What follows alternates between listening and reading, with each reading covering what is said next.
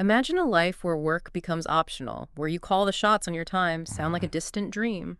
Hmm. Well, for a growing number of people, it's becoming a reality much earlier than you might think. We're diving into this today, specifically looking at whether early retirement, maybe even in 2025, is a realistic goal for you based on the principles of the FIRE movement. It's a really compelling idea, isn't it, this FIRE movement?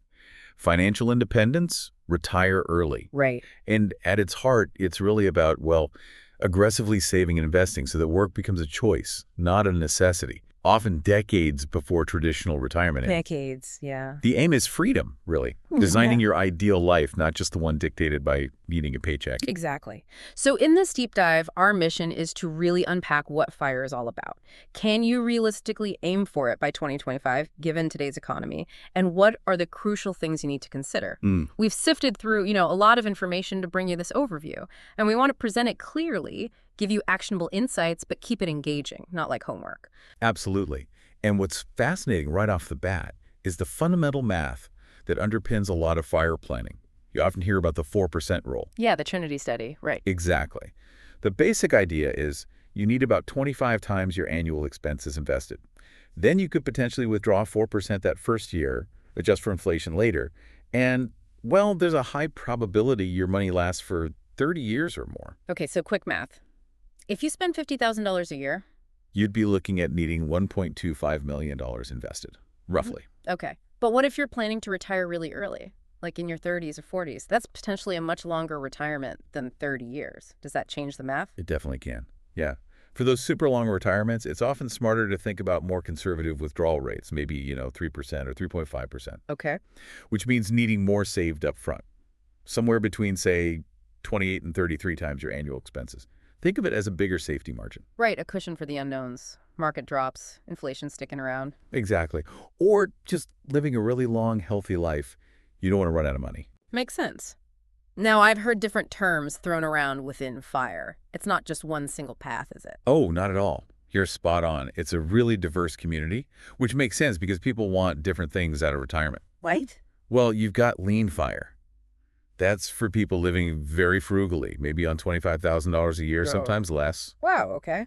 Then the opposite end is fad FIRE, aiming for a much more comfortable, maybe even luxurious retirement. Right. Then there's barista FIRE. That's interesting. You work part-time, maybe just enough to cover health insurance and some fun money, while your investments handle the core expenses. So you still work a bit? Yeah. And coast FIRE is when you've saved enough early on that your investments can just coast. They should grow to your full retirement number by traditional retirement age without you adding another penny. Okay, so that takes the pressure off saving more later. Exactly. And there are even more variations. Chubby FIRE sits somewhere in the middle, maybe $40K to $100K annual spending. A comfortable middle ground. Uh-huh. Semi-FIRE involves working, then taking long breaks, then maybe working again. Slow FI is more about gradually reducing work and improving work-life balance on the way to FI. I like that idea. Gradual. And spouse FIRE, maybe one partner retires early while the other keeps working, maybe for the benefits or just enjoyment. It really shows how you can personalize this. Totally. So, okay, it's flexible.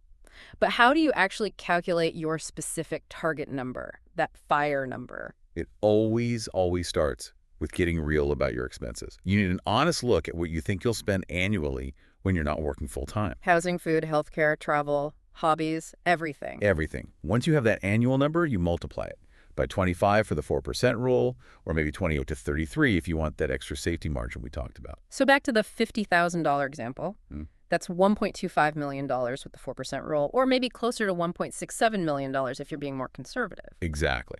And remember compounding. It seems like a huge number, but over time your investment's growing and earning returns on those returns. That's what makes it achievable for many. Right, the magic of compounding. Okay, can we maybe walk through a more concrete example, put some real numbers on it? Sure, let's do that. Imagine Sarah. She's 35, a software engineer, making $120,000 a year. Okay. She's already saved $200,000. Pretty good start. She figures her retirement expenses will be around $45,000 a year. All right, so her FIRE number, using the 4% rule, $45,000 times 25 is $1.125 million. Correct. Now, Sarah's a super saver. She's putting away 60% of her after-tax income. That's about $50,000 a year. Wow, 60%, that's impressive. It is. If her investments average a 7% annual return, which is a common historical benchmark, projections show she could hit that $1.125 million in about 10 years. So she could potentially retire around 45? Potentially, yes. And things could speed it up, right? Right. Promotions, maybe a side hustle brings in extra cash. Perhaps she buys a rental property. Right, lots of variables, but it paints a clear picture. So once Sarah, or anyone, is saving that money, where does it typically go? What are the common investment strategies? Generally, the focus in the FIRE community is on low-cost, diversified index funds. Like tracking the whole market. Exactly. Think funds that track the S&P 500 or the total U.S. stock market or international markets. You get broad exposure without the high fees you often see with actively managed funds. Keep costs down. Makes sense. A common portfolio might look like, say, 60–70% in a U.S. total market fund. VTSAX is a popular one people mention. Then maybe 15–25% in international stocks like VTIX. And then a smaller slice, maybe 10–20% in bonds like VBTLX. And bonds for stability, especially as you get closer to retiring. Precisely.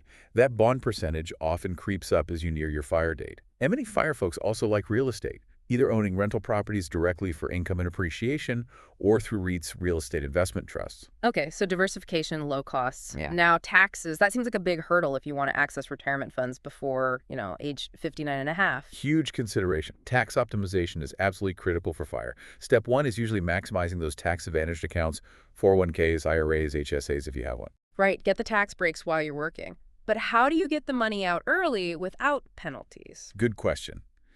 There are strategies. One key one is the Roth conversion ladder. Okay, how does that work? You convert money from a traditional pre-tax account like a 401k or traditional IRA into a Roth IRA. You pay income tax on the amount you convert that year. Ah. But then, after that money has been in the Roth account for 5 years, you can withdraw your converted contributions tax-free and penalty-free, regardless of your age. So you create a ladder of conversions over several years to have access later. Exactly. Another option is Rule 72-2. It lets you take substantially equal periodic payments, or SEPPs, from retirement accounts without penalty. But the rules are pretty strict. Sounds complex. It can be. I know. And many people also just build up a significant chunk of money in regular taxable brokerage accounts. That acts as a bridge fund to live off until they hit 59 and a half or until their Roth conversions become accessible. So multiple ways to bridge that gap. Yes. And another really powerful tactic is managing your income in early retirement to stay in lower tax brackets. How so? Well, if you can control how much income you realize each year, maybe through strategic Roth conversions or drawing from specific accounts, you might keep your taxable income low. For example, in 2025, a married couple might aim to keep taxable income under about $89,000 to stay in the 12% federal bracket. That can mean paying way less tax than during your peak earning years. Wow, that's smart planning. Definitely crucial. Okay, another big one, especially here in the U.S., healthcare.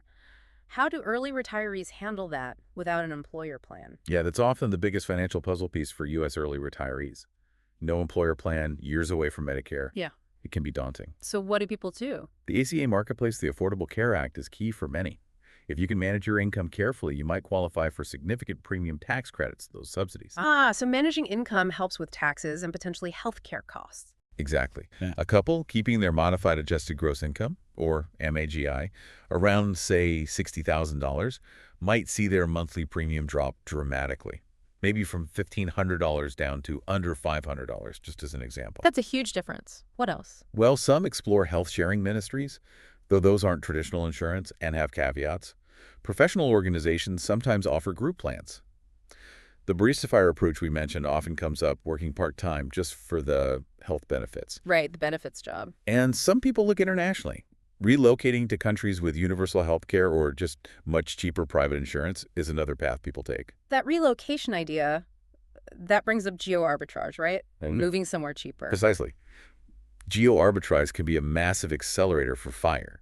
If you move from a high cost of living area to a lower cost one, your expenses plummet. Which means your FIRE number drops too. Significantly. We're talking internationally. Places like Portugal, with its D7 visa needing relatively low income, or parts of Mexico, Southeast Asia, Ecuador, where you might live comfortably on $1,500, $2,000 a month. But even within the U.S., moving from San Francisco or New York to Pittsburgh, Cincinnati, or Chattanooga, The difference is huge. Can you quantify that? Like San Francisco to somewhere more affordable? Yeah, imagine moving from SF to, say, Athens, Georgia.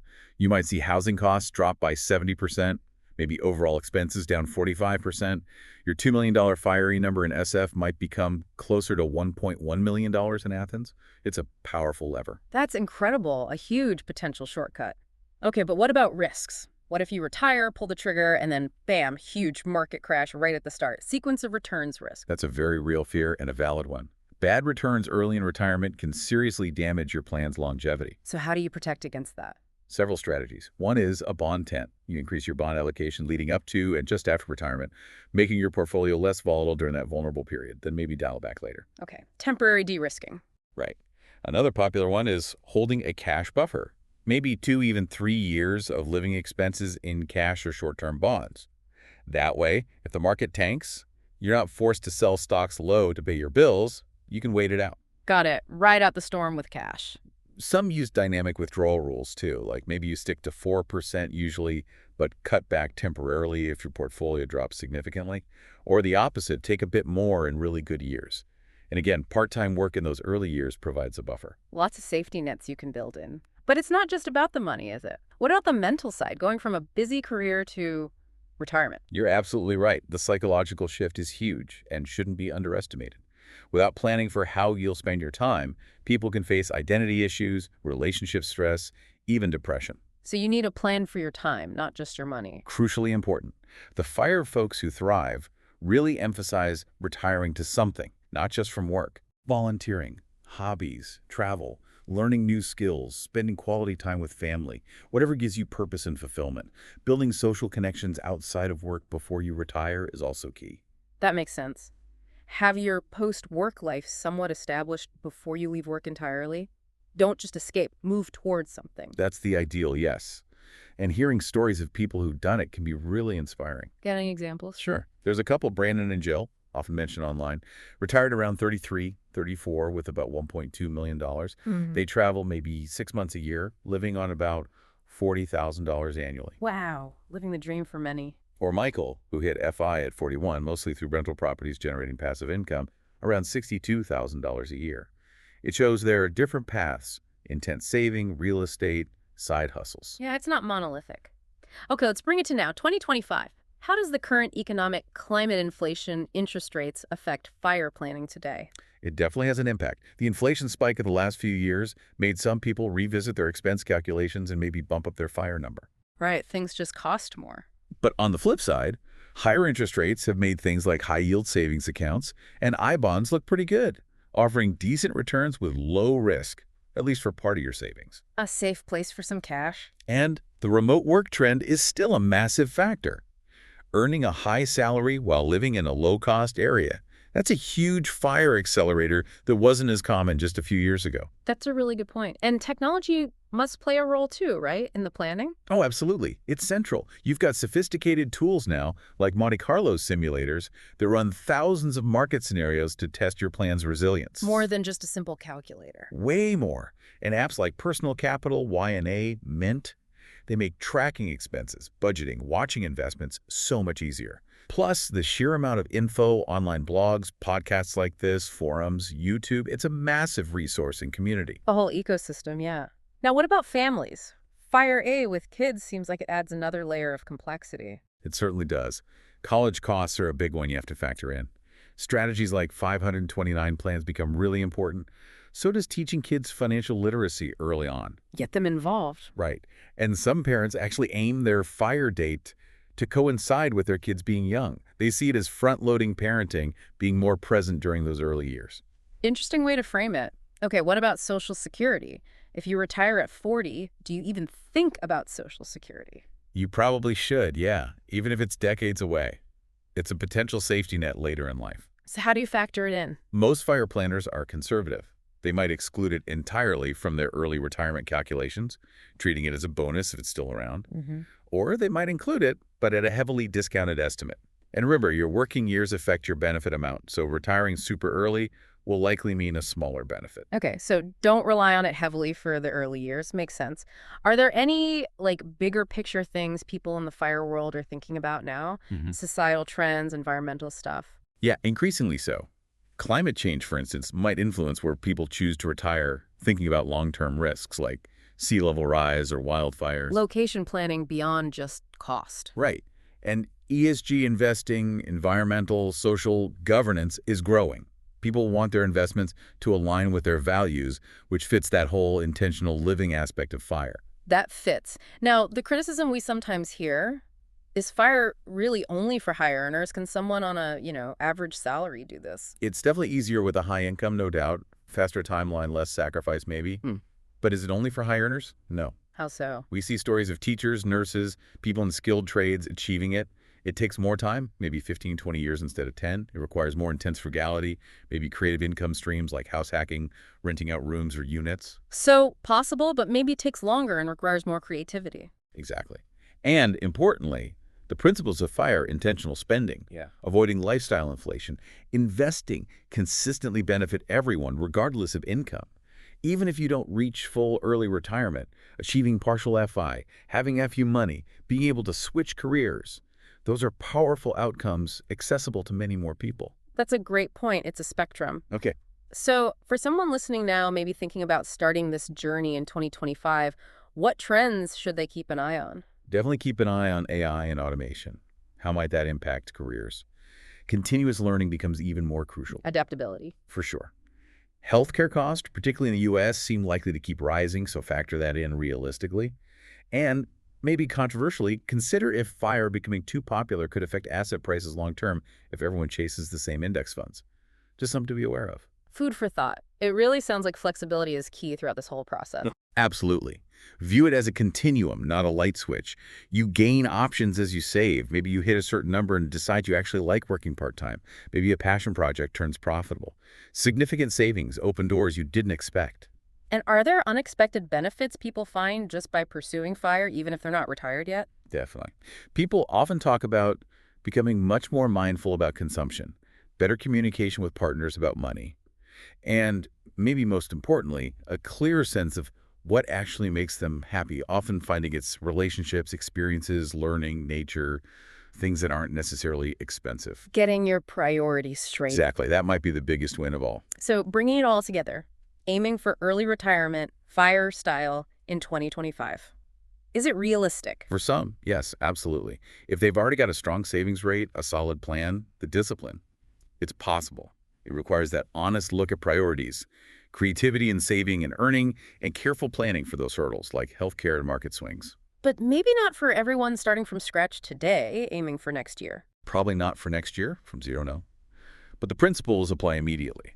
And whether 2025 is the year or 2035, the journey itself is valuable. It sounds like, regardless of the timeline, embracing the FIRE mindset leads to a more intentional life. That's the core of it. It's Yeah. not just about not working. It's about gaining the freedom, the financial independence to use your time, your most precious resource, on what truly matters to you.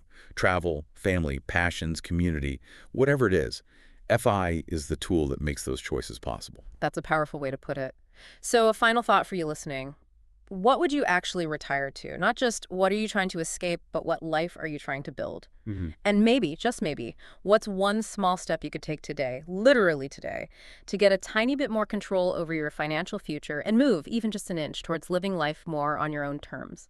Keep exploring this. Think about your own goals. Thanks for taking this deep dive with us.